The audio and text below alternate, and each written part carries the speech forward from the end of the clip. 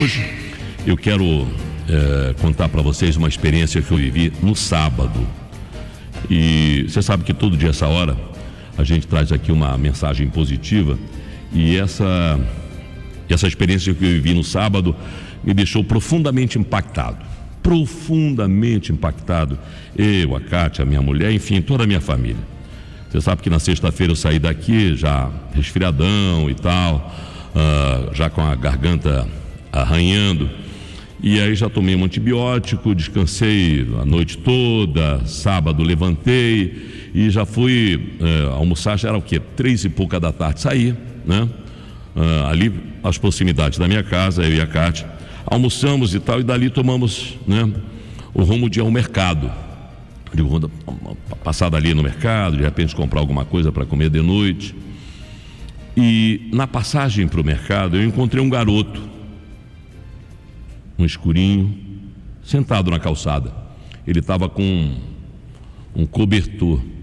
Aí eu passei, olhei assim. Ele não falou nada, ele estava pensativo, com a cabeça baixa, e não falou nada. E aí a Kátia falou para mim: eu acho que ele está aqui todo, né, está com frio. Eu digo, no final, a gente vai lá no mercado, na volta, a gente passa aqui e dá um dinheiro para ele.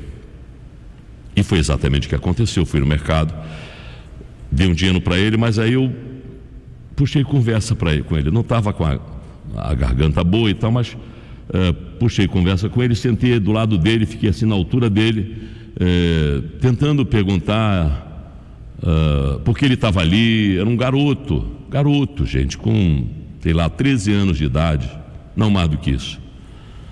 E ele disse que ele todo mês tinha que ir para a rua para tentar pelo menos levar uma cesta básica, ou então levar um botijão de gás. E aquilo ali foi me dando um negócio, sabia? E frio, e o garoto só com um cobertor por cima dele.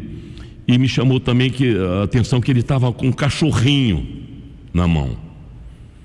E eu dei o dinheiro para ele, e ele disse assim: moço, eu posso pedir mais uma coisa para o senhor? Eu digo, pode. O que você quer? O senhor atravessa ali e compra um sachêzinho de comida para dar para o cachorro? Aí eu atravessei.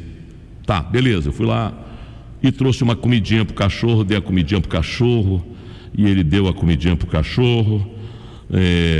Enfim, e eu perguntei dele, e ele disse que estava ali e que ele fazia isso sempre. Eu perguntei se ele estava com fome, ele falou que não. Aí eu saí, eu e a minha mulher, e fui andei sabe que você anda uma quadra e aquilo fica na tua cabeça. Aí eu falei: Kátia, vamos aproveitar, vamos comprar um salgado aqui, um refrigerante, e levar para ele.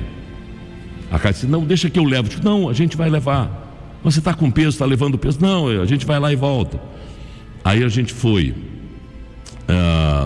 e aí a gente: olha, a gente trouxe mais um salgadinho para você, e trouxe um refrigerante. E aí ele disse: mas eu não vou comer não, porque eu vou levar para casa. Eu digo: mas você não está com fome? Ele disse: não, eu almocei, eu vou levar para casa, porque lá em casa tem a minha mãe, a minha avó, e tem mais 3 irmãos. Aquilo ali já me deixou devastado, sabia, gente?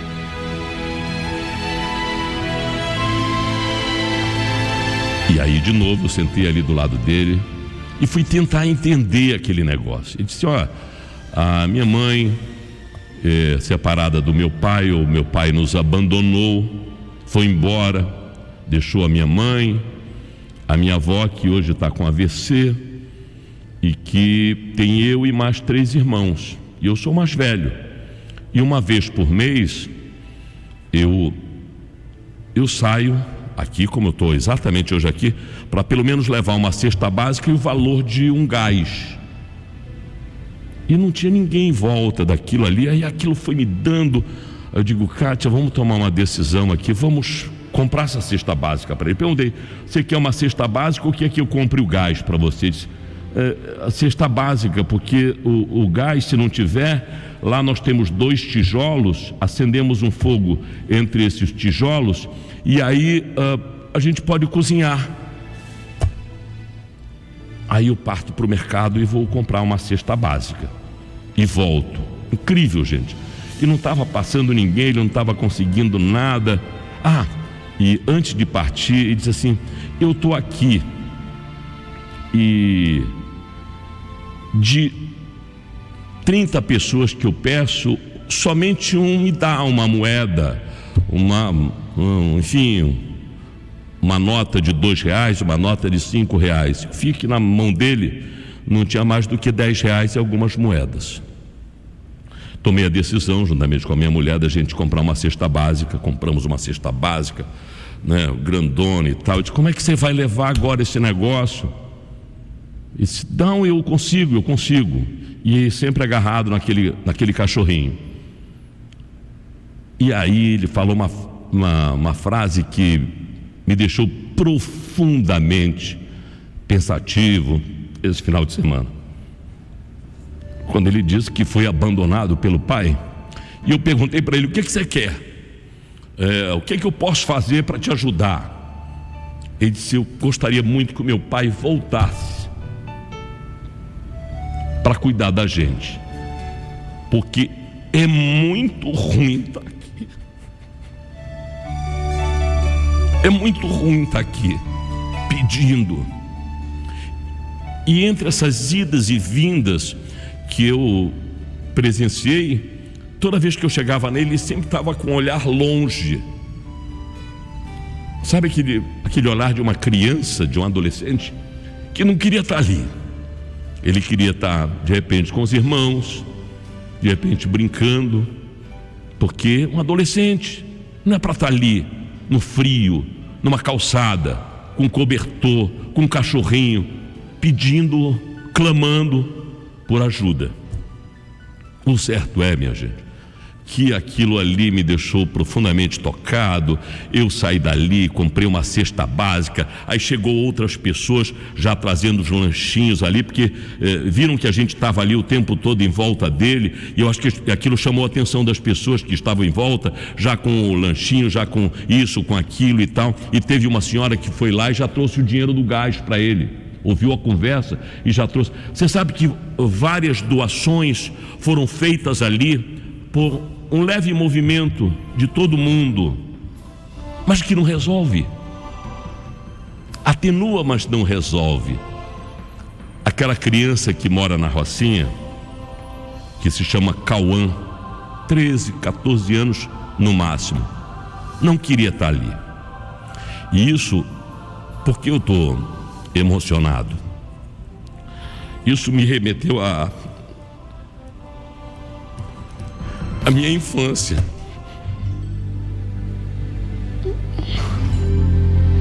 Olhando aquele garoto, várias vezes eu saí para vender picolé, mas eu não estava com vontade de fazer aquilo.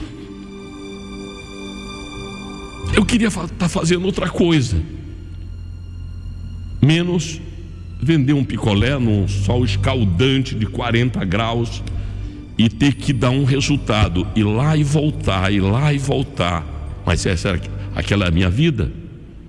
A vida daquele garoto é exatamente essa: sair para a rua para ir buscar o sustento daquela família.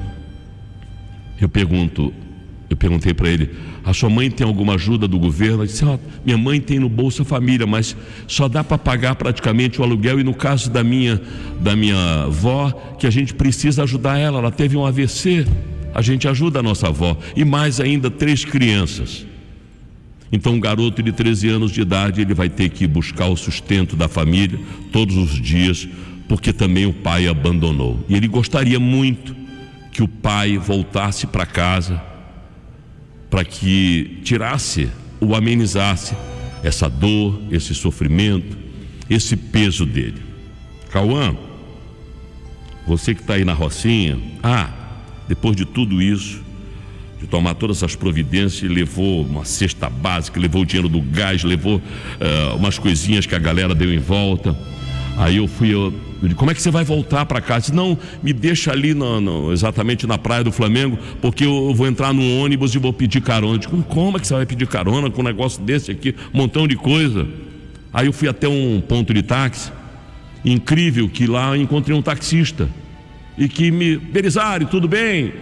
Meu ouvinte, já me acompanha e tal. Eu digo, eu preciso de você, eu preciso que você pegue esse garoto, juntamente com esse cachorro, essa cesta básica, essas estruturas todas, e leve na Rocinha. Quanto você me cobra para fazer isso? Ele me falou um valor, eu paguei para ele. Leva esse garoto. Eu digo, Cauã, se eu quiser falar com você, quiser falar com a tua mãe, a gente não tem telefone. Então eu quero aproveitar neste momento e pedir para você, Cauã, se você estiver me acompanhando, você ou a sua mãe ou a sua avó, não some não. A gente não vai resolver a sua vida, mas a gente pode te ajudar. E é isso que eu estou disposto, eu e a minha família, ajudar você a tentar amenizar esse peso que você tem, que é um peso com um garoto de 13 anos de idade, minha gente. E uma frase para arrematar me chamou muita atenção, e é por isso que você diz assim, mas você acreditou em tudo isso, Belisário? Eu acreditei, mas teve uma frase que ele me falou que me chamou muita atenção, e esse foi meu lema também como criança. Eu perguntei, Cauã, e como é que você vai tocar o dia a dia? Você estuda? E diz assim, eu estudo.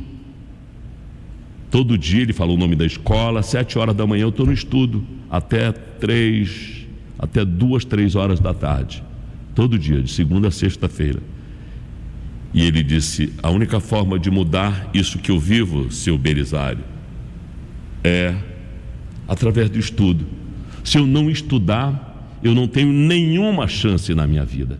Olha que para um garoto de 13, 14 anos de idade, ter esse tipo de avaliação, garoto simples, humilde, sabe, aquele garoto resiliente com a vida dele, mas com foco, que a única forma de mudar, de transformar, é através do estudo e através da educação. E por que me remete a isso tudo? Porque minha mãe, com a nossa simplicidade lá na minha cidade, também dizia, a única forma da gente mudar toda essa estrutura é através do estudo, é através da educação.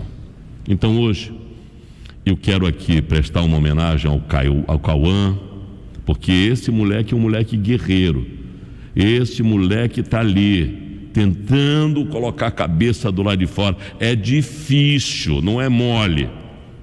E é esse olhar que nós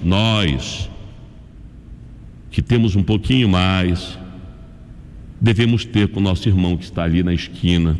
Às vezes a gente nem olha, a gente nem cumprimenta, às vezes a gente passa batido, e ele está ali com o olhar lá longe, diz assim, meu Deus do céu, tomara que apareça alguém na minha vida.